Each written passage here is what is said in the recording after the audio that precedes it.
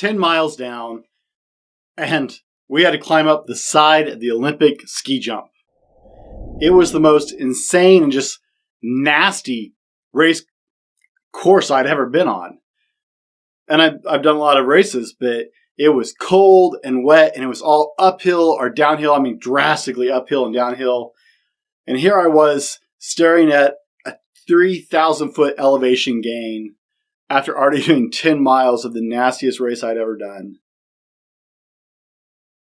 Isn't life like that? You hit those mountains and you just don't know what to do. But guys, if you're facing a mountain or you feel like you're constantly just facing an uphill battle, this is the video for you. My name's Brent. This is the Fallible Man podcast, and I create content for men. If this is your first time joining us, it's nice to meet you guys. Today, I want to talk about being better every day. On this channel, all the time we see be better tomorrow because of what you do today.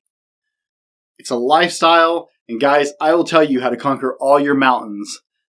Let's get into it. This is the Fallible Man podcast, your home for everything man, husband, and father.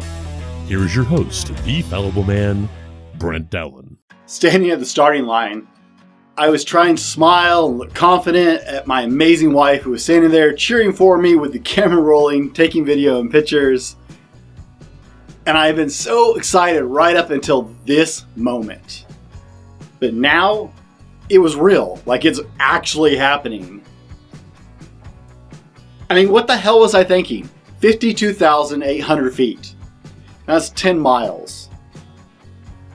I hate running. I mean, I don't run. Unless something's shooting at me, I don't run. In fact, I haven't really run since I damaged my leg about 20 years ago, and it left me slightly damaged. I just can't run more than a little bit without hurting. And so, I mean, I love the idea of this event, but I rushed into it. I didn't have any prep time. I registered for this event maybe 3 weeks out. There was no time to prepare for a 10-mile event. Now I'm standing at the starting line, looking out over the start of the course and looking at my amazing wife who's there cheering for me, and all I can think is, what the hell am I doing? And start second guessing my life choices. Well, guys, that was 6 years ago, and I've stood in that same spot and others like it many times since then.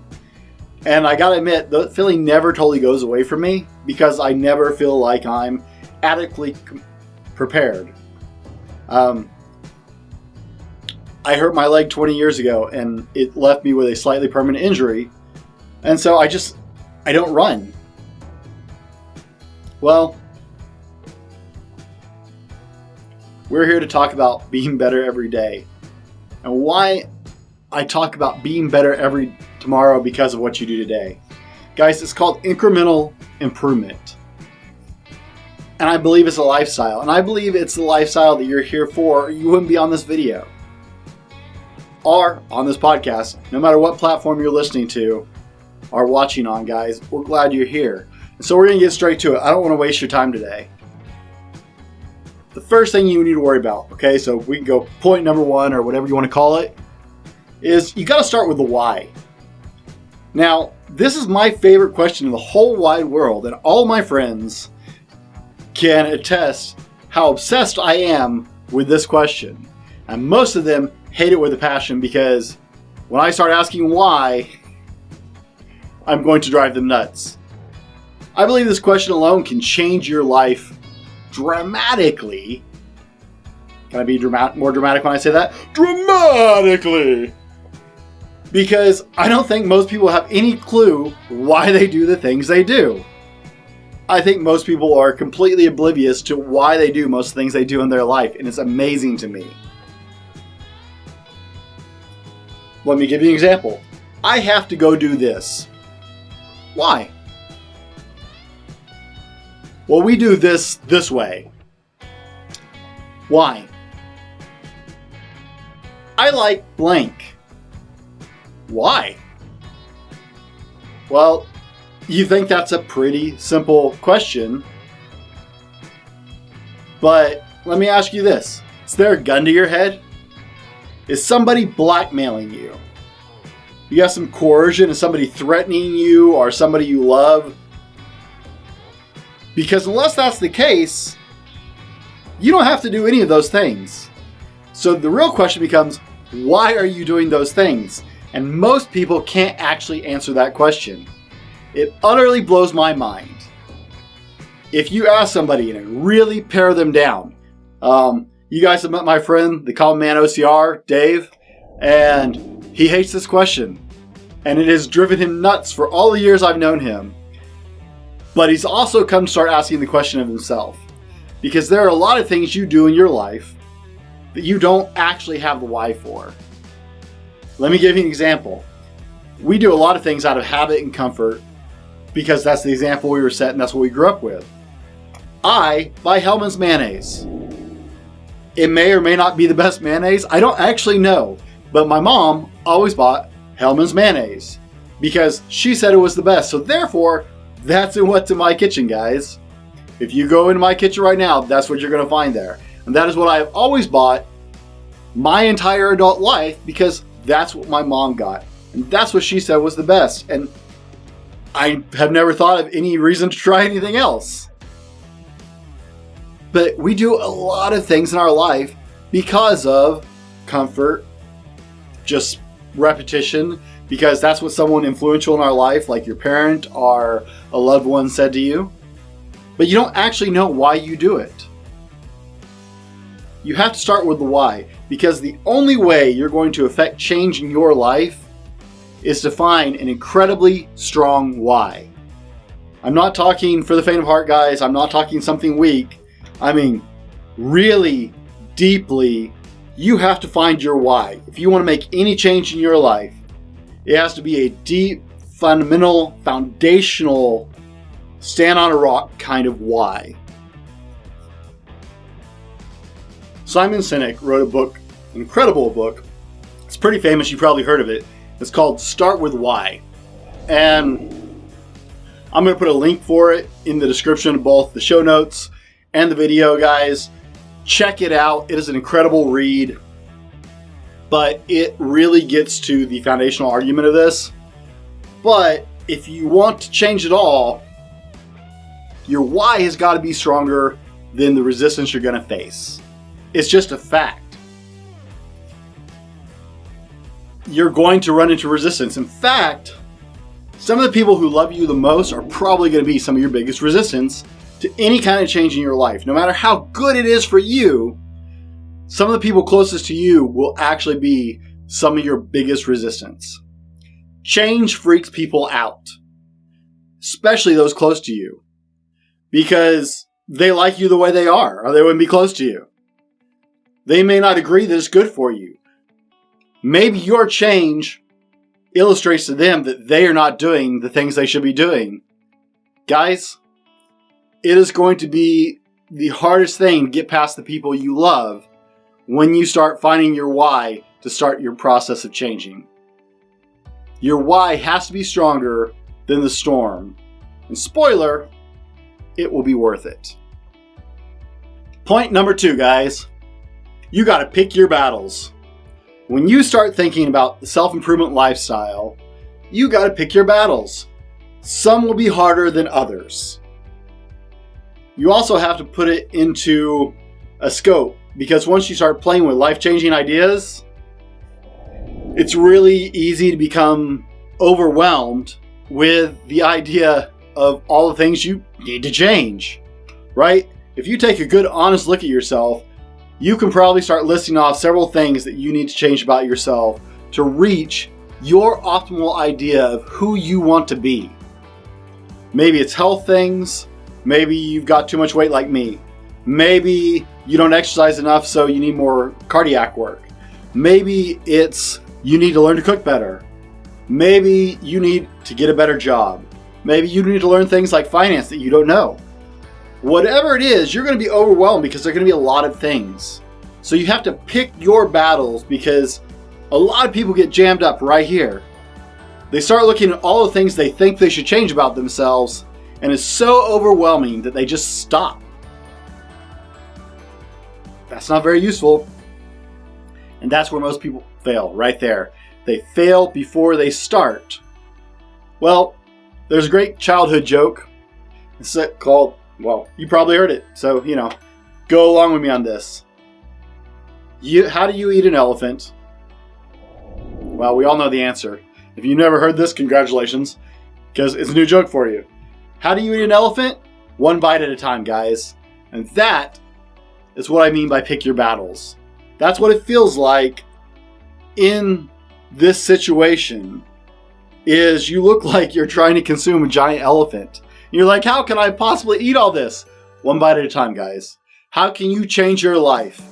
And I promise you, you can make incredible changes in your life. You can absolutely be the person you want to be. You can achieve your dreams and your goals.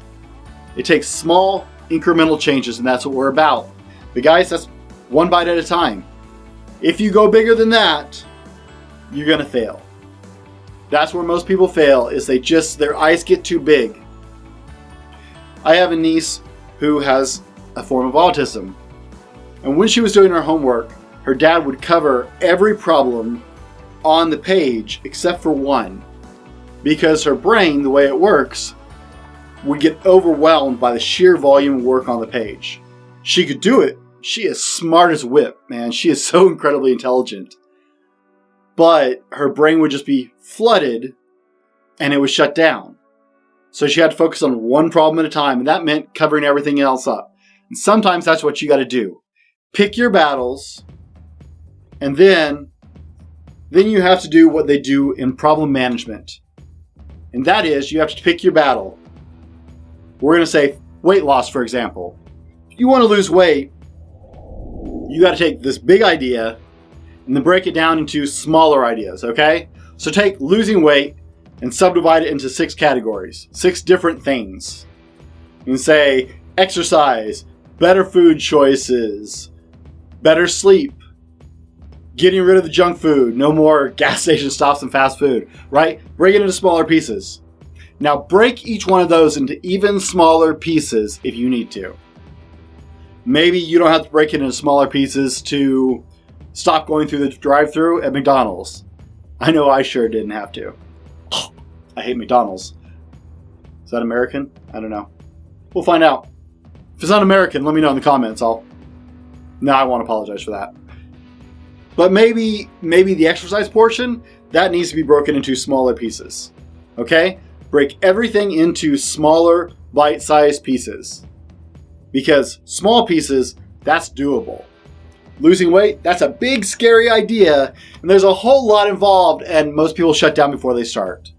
Break that into smaller pieces, take one bite at a time. That's incremental improvement, because those are quite doable. Today's episode brought to you by thefallibleman.com. That's right, it's us. Head over to www.thefallibleman.com and check out our blog, updated twice a week with new content and links to all of our social media offerings. Tag or search us at The Fallible Man or at Fallible Man on Facebook, Instagram, Twitter, and other social medias for daily content. While you're there, check out our attitude swag, shirts, cups, stickers, and more. Again, that's www.thefallibleman.com. Welcome back, guys. Thanks for sticking around. I am still my only sponsor, but hey, I'm open. If you think we match, shout out to me, info@thefallibleman.com. But let's keep rolling, guys. Step number 3, I called not a mile, but a step. 5 miles into my first event, or I should say, into his first event, my best friend just broke down. His health was not as good as mine, and that's not saying a whole lot, because mine wasn't spectacular by my second race. This would be my second race. He, by chance, had picked the hardest Tough Mudder course in the entire North American continent. So here we are at Whistler Olympic Park, running a Tough Mudder. It's 12 miles long. Now, Whistler Olympic Park is either uphill or downhill. And when you consider it's a mountain, you understand that this is not an exaggeration. You're going up or you're going down and it's a pretty heavy angle either way, which is really hard on you. It was insanely cold. Even the Canadians we were running with was like, this is unnormal or not normal for this part of the year. Normally by this part of the season, it's not like this. The wind was blowing, the rain was coming down, and just kind of a sleet. People were being taken off by event officials and event EMTs. We have EMTs that drive around in our obstacle course events. People were being taken off the mountain left and right in golf carts with solar blankets wrapped around them because they were so cold they couldn't even function anymore. All their muscles had seized up. And it was quite possibly one of the most horrible events I've ever been to. Not because the Tough Mudder didn't do an awesome job. It is everything you want from a Tough Mudder. But it will humble you so quick at that event. We were looking down the barrel of another 7 miles from our current progress. And part of him just broke.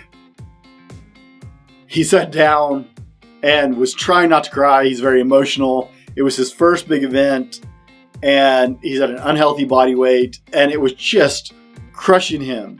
He couldn't get past the mileage and the thoughts of it. And so I started trying to get him up, right? I tried to get him focused on just the next step. And then he was like, well, the next obstacle, I don't know if I can do the next obstacle. It's a mile away. Just worry about the next step. I don't even care about the next obstacle. Let's focus on the next step. I told him not to focus on the mileage or the next obstacle, but just the very next step. And just when he was starting to get up and think, okay, we'll try it, I started prancing around. Yeah, that's not a pretty picture, guys. But desperate times, right? And I started dancing around him saying, just keep swimming from Finding Nemo. The rage set in. Oh, he was angry. He started moving, but mainly it was because he wanted to hit me at that point. Hey, that's what friends are for, right? We started moving again. So, right, at that point, I just wanted him to move and not stop. Most people are overwhelmed by huge goals. Like I said just a minute ago, it's there that a lot of people just break and quit because they can't take this big goal and bring it down to something doable. You have to get to a doable state, guys. You have to break each big problem into littler and littler pieces and just worry about that next step. Anybody can walk a step, right? I mean, one step, you do that every day. I mean, how many of you guys sound off in the comments, wherever you're listening to this, how many of a step counter built into your watch or your phone, right? How many steps do you walk a day? Sound off in the comments below. Tell me. I want to see like 10,000. That'd be cool, right? Some of you do it, some of you don't. But the idea of one step is not hard. Guys, that's incremental growth. That's what incremental growth is. At its very best, at the fundamental core of it, incremental growth is taking the next step. One at a time. That's all you got to focus on. One step forward, followed by another, followed by another. That's how you get your first mile. If you've never run a mile, if you've never walked a mile, just focus on putting one foot in front of the other. Don't think about a mile. Think about the next step till you get there. That's all you got to think about. A mile is overwhelming. One step, you do it without thinking. You do it just to go to the bathroom at night. Okay? One little win, followed by another little win, followed by another little win. That's how you build momentum for life-altering change, guys. Change stops being scary when you break it down into little doable pieces. Just one thing. That's something that can be done. That's something anybody can do. And that's something that you can do. One little thing.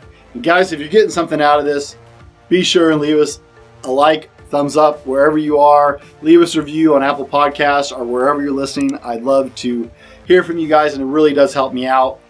we're going to keep going because we're going to keep going. Step number 4. Now, we're going up the mountain right now, guys. This is where we're going. My friend didn't finish, quote unquote. If you're on the podcast, doing air quotes right here, guys. My friend didn't, quote unquote, finish that first race by race standards, meaning he didn't cross the finish line. He left the course 10 miles into the course, which was a massive win from him. That's why I say he didn't finish by traditional standards. I don't care. I am incredibly, that was 6 years ago, or 5.5 years ago. I am incredibly proud of him to this day because he poured his heart and soul into finishing that event. 10 miles was as far as, in fact, I told him to leave the course because his body was failing at that point. His health, he literally just hit a wall where his body was failing him. It wasn't safe for him to proceed anymore as far as I was concerned. Myself and one of his other friends were both at the event with him, and both of us actually encouraged him to walk off the event because we didn't want him to get injured at his first event. He poured his heart and soul in. He made it farther than any of us actually expected him to make it, including himself. And I'm still so proud of him. That mountain is humbling, guys. I say that mountain because that was a mountain for him. Well, it also became very literally a mountain. 10 miles into this event, after however many hours that takes you, they hiked us up the side of the Olympic ski jump at the Whistler Olympic Park. He was not the only one who left the course, guys. I actually watched people leave the course in droves because there were a lot of people who turned and looked at that hill. There was a obstacle at the 10-mile point, and we turned and looked at that hill, and people were just walking off the course. It is a 2,500 foot elevation change between the bottom of that hill and the top of the hill where we summited it. And we walked up along the pylons at the base of it, and it was so steep you could literally touch the ground in front of you while you were on your feet. Guys, it was crushing. At 10 miles, so many people just lost heart. We were tired, we were beat up, we were wet, we were cold, we were exhausted. But we've all had those days, right? Well, guys, you're going to hit those mountains. And this is when the why becomes so critically important.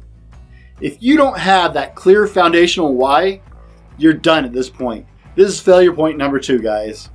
People are either overwhelmed, and so they don't start, or they hit the first big obstacle, even though they have a great plan, and it just takes all the fight right out of them.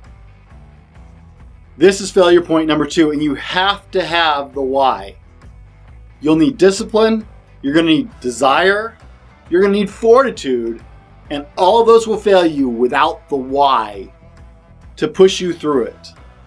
You have to learn that why. You have to start at why, and that why has got to be, your why can't be superficial, guys. Your why has to be a very real, deep reason as to why you need to do that. Guys, before we get to the next point, I want to know, tell me in the comment below, what is your why? What drives you to be a better you? Why change? Why go through the trouble? Why push yourself? What is your why? Tell me in the comments below, guys. Shout it out. I love to hear from you guys. I read all the comments and generally respond to them. Let's keep going. Point number 5, guys. Make your bed. Now, if you've seen some of my older podcasts, you might have heard this before. But it's really simple. The Navy SEALs are taught to start with the most modest tidbit of success you can possibly start with in your day. That is, they get up and they make their bed every morning. You get up and you make your bed. It's simple but powerful because you have completed your first task of the day successfully and you've barely started your day. Guys, every day, try to do simple things to improve yourself. One simple way. That's all. It doesn't have to be dramatic stuff. In fact, dramatic stuff will kill your momentum. read something educational if you like to read books. Or if you're like me, I'll put a link for Audible down below, guys. Get your Audible trial. I'm loving Audible. Listen to something educational. Make your bed. Choose a healthier meal when you have options. Get an exercise in, whether you go for a walk on your lunch break like I like to do, or whether you get a gym session in. Be more attentive with your spouse. Have an in-depth conversation and really listen to them. Spend more time with your kids. Go have more time with them today. Turn off the TV. Go to bed earlier so you can get more rest. Put down your phone. Go volunteer. One simple thing, guys. It's one. Now, there are a ton of ways to improve yourself. So I need you to get some perspective here. If making your bed is a win for a Navy SEAL, arguably one of the fiercest warriors on the planet, if making your bed counts as a win to that person,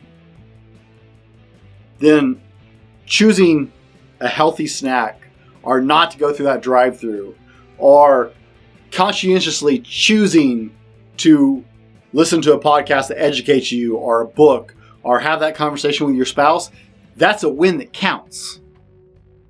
You have to understand, winning starts small.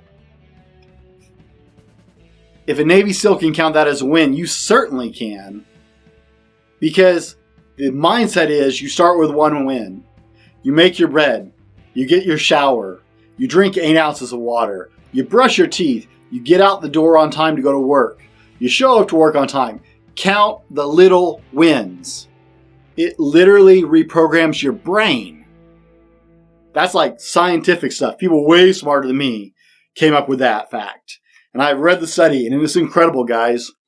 The more you win, the more it programs your brain to win and to problem solve and to be successful. Being successful is a learned trait, and every little win, whether you're making a bed or something else, counts. Now, if a Navy SEAL can consider it a success, then so can you. Now, guys, I appreciate that you stuck around with me this long, so I'm going to throw out one more bonus tip. I know I'm getting a little long, so I'll keep it short. Now, if you're new to this lifestyle of self-improvement, then you might want to hold off until you get into the flow of this. If you've been doing it for a while, if you're already seeing some success, because we don't want you to be overwhelmed, right? That's why we're doing incremental little things. We don't want you to be overwhelmed. So, go and start small. Get the little wins. But once you get into a rhythm with it, you're going to find out that you're going to have that desire to win more and faster, because it's addictive. It's incredible. But for all of you who are really ambitious, let me share the next level trick. Besides breaking your big goal down into little manageable pieces, and if you guys have ever done any kind of leadership training or training for project management, you've heard this idea of breaking big ideas into little manageable pieces. But if you're already there, this is what I want you to do. Not only break them into small manageable pieces, but categorize them as well. Categorize them as mental improvement, physical improvement, emotional improvement, relational improvement, okay? Categorize them, and then you can start to double dip. Let me give you a simple example. When I go to work, because I still work a 9-to-5 job, when I'm at work, I walk on my lunch break. That's a physical improvement. I'm getting my steps in. I'm getting some cardiovascular exercise. I also listen to an audiobook that's educational while I'm doing it, guys. That is a mental growth factor, right? I'm listening to something that mentally helps improve me. That's double dipping. Now, this isn't for those who, like me, could not walk and chew gum originally. But once you're past that, once you start building on those wins, guys, this will become very easy for you to mix. You can't necessarily mix two health goals, health snacks, bites, little pieces at once, but it becomes easy to mix knowledge-based improvement with physical-based improvement. In fact, your brain works better when you're physical.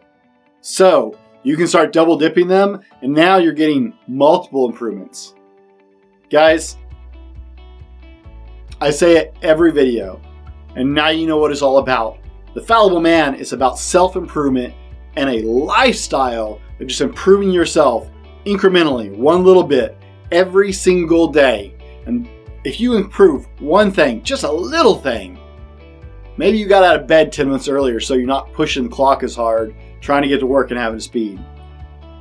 One little thing every day, that's 365 wins and improvements a year. That's huge. Huge.